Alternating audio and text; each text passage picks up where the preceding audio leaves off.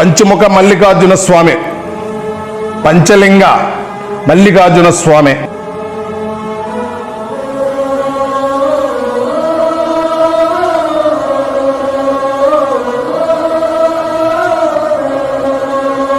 తన పళ్ళుతో కాటు వేయగా అక్కడ జ్యోతి అనేది ఏర్పడి అందరికీ జ్యోతి దర్శనం జరిగింది.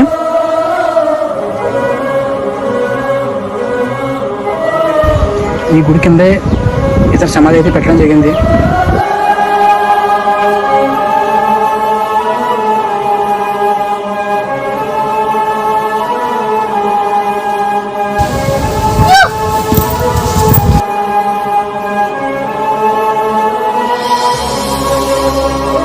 వెళ్ళిపోగానే అతను వచ్చి ఆడని చంపేద్దామని అది ఇందులోకి వెళ్ళాడంట.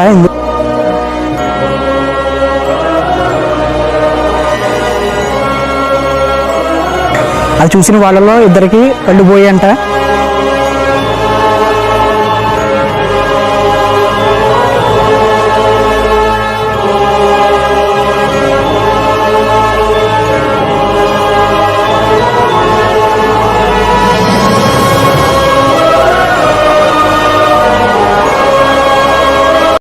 మనం ఇప్పుడు ఉన్నదైతే చాలా అద్భుతమైన చాలా చరిత్రగల గుడి, అదే కనిపూరి శివాలయం. ఇక్కడ రావడానికి నేను చాలా కష్టపడ్డాను. చాలా అంటే ఇది కొండల మధ్యలో ఉండడం వల్ల మనకి చాలా కష్టమైంది రావడానికి. ట్రావెలింగ్ అయితే చాలా కొంచెం కష్టంగా ఉంటుంది, కానీ ఇక్కడికి వచ్చి మాత్రం ఆ కష్టాన్ని మీరు మర్చిపోతారు. ఎందుకంటే గుడి చాలా బాగా అందంగా ఉంటుంది. సో చూడండి అంతా ఎలా ఉంటుంది. ఆడ చూడు, అక్కడైతే ఇక్కడ రథంలా ఉంది. శివుణ్ణి అక్కడ ఊరేగిస్తారనుకుంటే రథంలో పెట్టి. దీని కూడా చరిత్ర మనం గుడి పైకి వెళ్ళి మాట్లాడుకుందాం. దీనికి మొత్తం చాలా మెట్లు ఉన్నాయి. నేను ఆ కథ చిన్న శాంపుల్ చెప్తాను. ఈ ఊర్లో బోరయ్య అని ఒక అతను ఉండేవాడంట. అతనికి ఒకరోజు పరమశివుడు తన కళలో కనిపించి ఇలాగ ఈ కొండ మీద నేను పిలిచాను, శ్రీశైలం నుంచి ఇక్కడికి వచ్చాను అని చెప్పగా అతను వెళ్ళి ఊర్లో పెద్దవాళ్ళకి అందరికీ చెప్పగా వాళ్ళందరూ వచ్చి ఈ కొండని 3 రోజుల పాటు పెద్దగా ఏమీ కనిపించకపోవడంతో వాళ్ళందరూ వెళ్ళిపోయారు.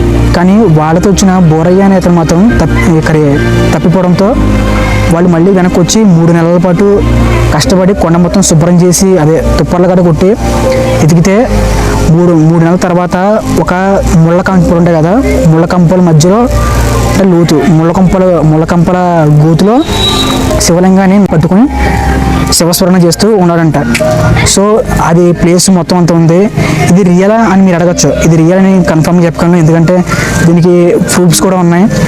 సో వీడియో లాస్ట్లో మనం ఈ బోరయ్య గారి ఇల్లు, అలాగే ఇక్కడ జరిగిన సంఘటన గ్రామస్తులతో తెలుసుకుందాం. అలాగే బోరయ్య గారి ఇల్లు కూడా మన గ్రామంలో చూద్దాం. సో ఇప్పుడు మనం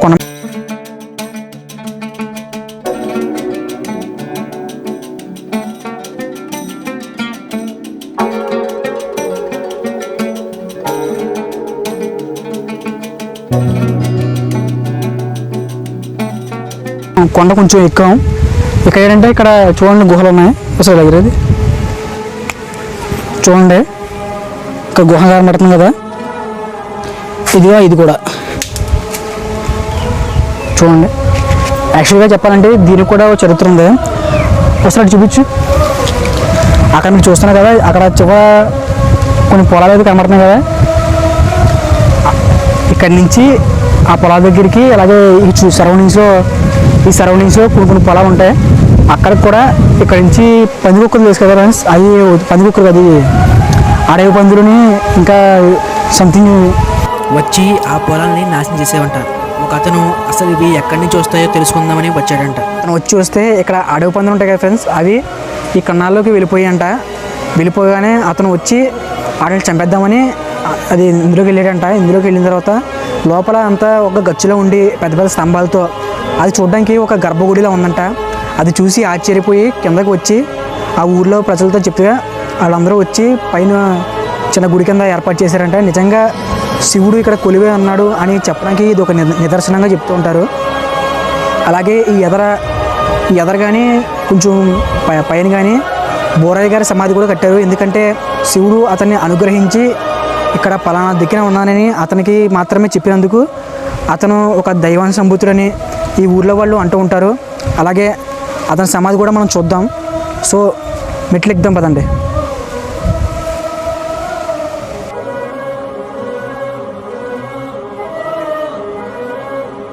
ఫ్రెండ్స్, ఇక్కడ ప్రతి శివరాత్రికి శివుడు జ్యోతి రూపంలో అయితే ఈ ఊరు వాళ్ళకి దర్శనమిస్తాడంట.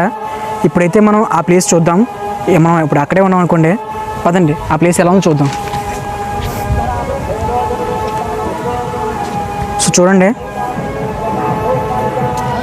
ఇక్కడ చూశారు కదా, ఈ ప్లేస్లోనే శివుడు జ్యోతి రూపంలో ఈ ఊర్లో వాళ్ళకి దర్శనమిస్తాడంట ప్రతి శివరాత్రికి. అలాగే కొంచెం వెనక్కి మీరు అనుకోవచ్చు, ఇక్కడ ఇంత జరుగుతుంటే ఎవరు వచ్చి చూడరా అని మీరు అడగచ్చు, మీ డౌట్ కూడా రావచ్చు. అలా చూసి కొంతమంది తన ప్రాణాల మీదకి తెచ్చుకున్న పరిస్థితులు ఉన్నాయి.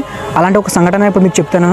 ఒక 5 ఫ్రెండ్స్ ఇక్కడ జ్యోతి వెలుగుతుందని, ఆ రోజు ఏం జరుగుతుందని ఆ రోజు నైట్ వచ్చి ఇక్కడ కాపు కాసి చూడడం జరిగితే అప్పుడు ఒక పెద్ద ఆదిశేషి అయితే వచ్చి ఈ జ్యోతిని ఈ రాయిని తన పళ్ళుతో కాటు వేయగా అక్కడ జ్యోతి అనేది ఏర్పడి అందరికీ జ్యోతి దర్శనం కలిగింది. అది చూసిన వాళ్ళలో 2 కళ్ళు పోయాయంట, ఇంకా 3 కనబట్టలేదంట.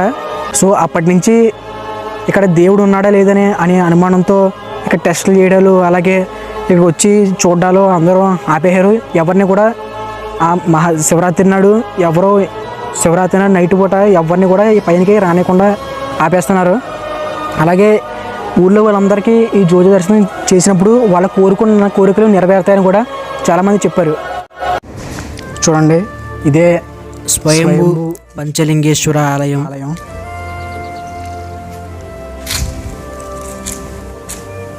అంటే స్వయంగా వెలిసిన మహాశివుడి యొక్క ఆలయం అన్నమాట ఇది. అక్కడ ఒక గుడి ఉంది, ఇప్పుడు మీరు చూసారు కదా లోపల, అది కూడా. ఇది మా ఫ్రెండ్ కెమెరామ్యాన్, ప్రస్తుతం నేను చెప్తాను అనుకోండి.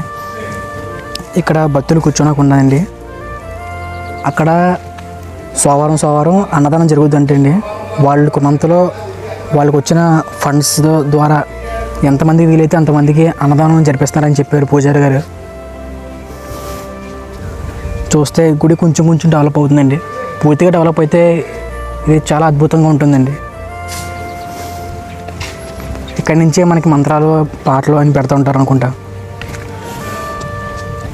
సో చూడండి, ఇక్కడ పేర్లు రాశారు, గుడి ప్రెసిడెంట్, సెక్రటరీ ఇక్కడ ఏవి రాశారు.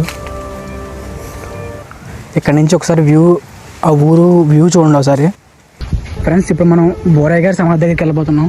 వీడియోలో చెప్పాం కదా బోరయ్య గారి సమాధి అని. సో అది చూడడానికి వెళ్తున్నాం. చూడండి, ఈ గుడి కొండ కిందే ఇతన్ని అయితే ఇక్కడ ఈ గుడి కిందే ఇతని సమాధి అయితే పెట్టడం జరిగింది.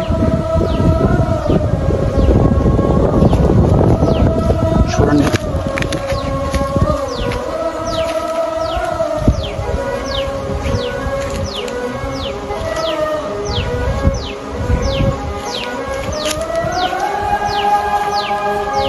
ఇది ఆ బోరయ్య గారు సమాధి అన్నమాట.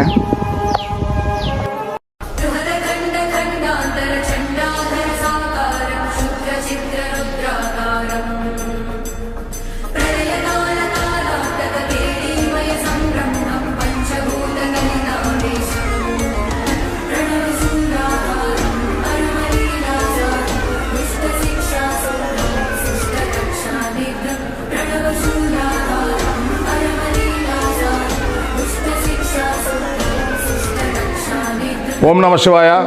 శ్రీ బ్రహ్మరాంబికా సమేత పంచలింగ జ్యోతి స్వరూప మల్లికార్జున స్వామి యొక్క క్షేత్రం కణుపూరు, కోరుకొండ మండలం, తూర్పుగోదావరి జిల్లా, ఆంధ్రప్రదేశ్. ఇక్కడ బ్రహ్మరాంబికా సమేత పంచలింగ జ్యోతి స్వరూప మల్లికార్జున స్వామి అంటే బ్రహ్మరాంబికాదేవి పంచముఖాలతో ఉన్న మల్లికార్జున స్వామి స్వయంభూగా, బ్రహ్మరాంబికాదేవి దొరికింది, అలాగే మల్లికార్జున స్వామి కూడా స్వయంభూగా ఇక్కడ దొరకడం జరిగింది. ఇక్కడ ప్రతి శివరాత్రికి 5 రోజులు మనం ఇక్కడ ఉత్సవాలు జరుగుతాయి. 5 రోజుల్లో ఏదో ఒక రోజు అర్ధరాత్రి 11:30 దగ్గర నుంచి 12 గంటల లోపల మనకి జ్యోతి స్వరూపంలో ఈ మల్లికార్జున స్వామి మనకు దర్శనం ఇస్తారు. మీ యొక్క కోరికని ఏదైతే కోరుకుంటున్నారో ఆ కోరికని బ్రహ్మరాంబికా మల్లికార్జున స్వామికి ఒక్కసారి చెప్పుకొని వస్తే చాలు, చెప్పుకొని మీరు దర్శనం చేసుకుని వెళితే చాలు, ఖచ్చితంగా అవుతుంది. ఇది 1962లో బ్రహ్మరాంబికా మల్లికార్జున స్వామి వెలిశారు. అప్పటి నుంచి కూడా కణుపూరులో ఉన్నటువంటి బ్రాహ్మలైన మా తాతగారు మద్దూరి సత్యం గారు, బుచ్చి వెంకయ్యమ్మ గారు, వీళ్ళిద్దరూ ఆధ్వర్యంలో నాటి నుంచి నేటి వరకు కూడా దీప నైవేద్యాలకి పంతులు గారికి ఎంతో కొంత ఇచ్చి ఆ ధూపదేవ నైవేద్యాలు పెట్టించడం జరుగుతుంది. ఇక్కడ ప్రతి సోమవారం అన్నదానం చేయబడుతుంది పైన కొండ మీద. ఇది కూడా ఊళ్ళో భక్తులందరూ కలిపి చేస్తూ ఉంటారు. అదనమాట. నెక్స్ట్ ఏంటంటే భ్రమరాంబికా మల్లికార్జున స్వామి యొక్క విశిష్టత కూడా చెప్పడం జరిగింది. నెక్స్ట్ ఏంటంటే ఇది కొంచెం డెవలప్మెంట్ చేయవలసింది ఉన్నదండి. ఈ డెవలప్మెంట్ కార్యక్రమంలో ఎవరైనా సరే తమ వంతు సహాయ సహకారాలు అందించేటట్టుగా చేసి ఉంటే నా ధర్మకర్త గారు, నేను గుడి అర్చకుడినే కాబట్టి నా నెంబర్ కూడా కింద ఇవ్వడం జరుగుతుంది. అది ఒకసారి చూసుకుని దాన్ని బట్టి నాకు ఫోన్ చేస్తే నేను ఏం చేయాలి, ఇక్కడ ఏమేంటి అవసరం ఉన్నది, జనాలకు వచ్చిన భక్తులకి ఏమేమి అవసరం ఉన్నది అన్నది కూడా చెప్తాను. ఈ స్వయంభూ మనకి ప్రత్యక్షం అవ్వడానికి గల కారణం కూడా ఇంకొకటి ఉన్నదండి. ఇక్కడ కంసాల అతను ఒకటి బోరయ్య అని ఒక ఆయన ఉన్నాడండి. ఆ బోరయ్యకి కలలో కనిపించి నేను ఫలానా చోట ఉన్నాను, నువ్వు వెళ్ళి తీస్తేనే నేను వస్తాను అని చెప్పేసి అంటే ఆయన స్వయంగా వచ్చి ఆ కంసాల బోరయ్య అన్న అతను ఆయన స్వయంగా వచ్చి ఆ లింగాన్ని ఇప్పుడు మీకు చూపెడతాను. ప్రస్తుతం ఉన్న ఈ లింగాన్ని పట్టుకుంటే ఇది స్వయంభూ లింగం, ఇది పంచముఖ మల్లికార్జున స్వామి అని చెప్పేసి అందరికీ తెలియడం జరిగిందండి. ఒకసారి మీకు అది కూడా చూపెడతాను, ఒకసారి రండి.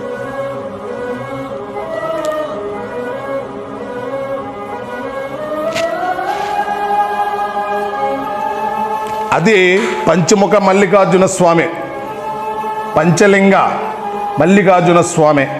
పక్కన అమ్మవారు భ్రమరాంబికాదేవి,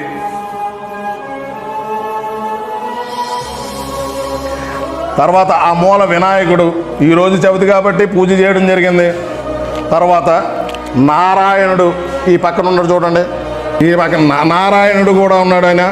ఇవన్నీ కూడా మన కొండ మీద ఇక్కడ దొరికినవే, ఇవన్నీ కూడా మన కొండ మీద ఇక్కడ దొరికినవే, ఇవన్నీ కూడా. అదండి సమాచారం.